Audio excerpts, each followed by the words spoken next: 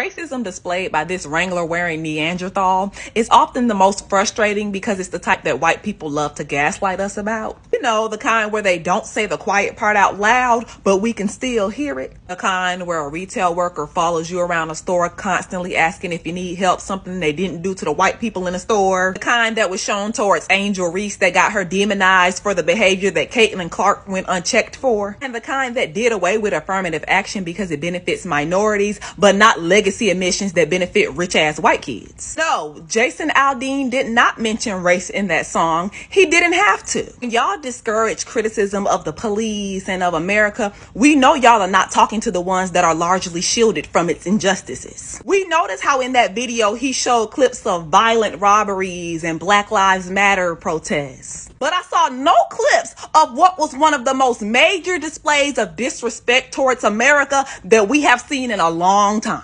We caught the reference to good old boys. When between 1980 and 1996, in Jason Aldean's hometown, there was a law enforcement event called the Good Old Boys Roundup that resulted in simulated lynchings and racial slurs. And the actual lynchings that took place at the courthouse in which he shot that fucking video.